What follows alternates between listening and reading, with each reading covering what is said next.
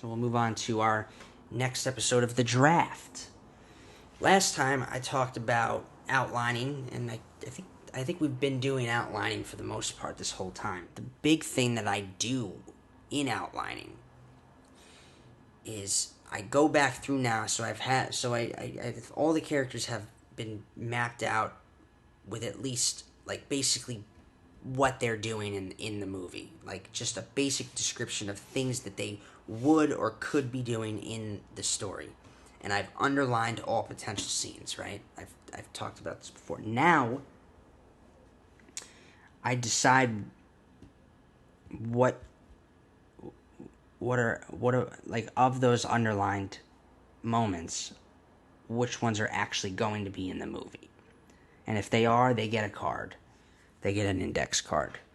And now we move on to the index cards. And it was something I didn't do early on with my first, I want to say my first screenplay that I ever wrote. I didn't use index cards because I didn't realize how helpful they actually are.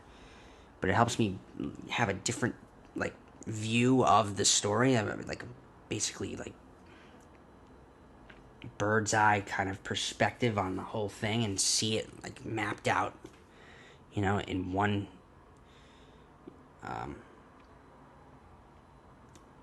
in a much easier way.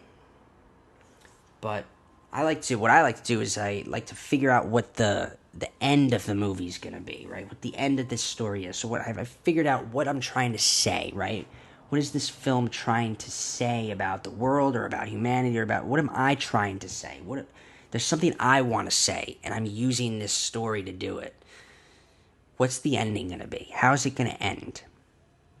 I figure out what the opening scene's going to be. I figure out what the midpoint's going to be, the kind of twist that kind of turns the whole thing around and springs it into a new direction, right? It's good to know those three big plot points. I take it a step further. I like to know what some people would call the down and out moment, right? The end of Act 2, it's when the character's just kind of like, he's been beaten and he has to kind of like find the will to keep going right before Act 3. It's kind of that moment. I like to know that moment too. So when I know those 4 plot points, I write those out on the index. They get their index cards first before anything else. And then we fill in between those 4 the rest of the movie. Just figuring out how we build to each one of those big plot points. Obviously the opening is the first card. And then you have... And see, now sometimes I will come up with the inciting action or the inciting incident too, because before anything else, with those first 4, because it helps to figure out how we're building. We're getting from the opening to the inciting action, and then from the inciting action to the midpoint, from the midpoint to the end of Act 2, and from the end of Act 2 to the last scene in the movie. And as you go, you figure out how it should go and how it should work.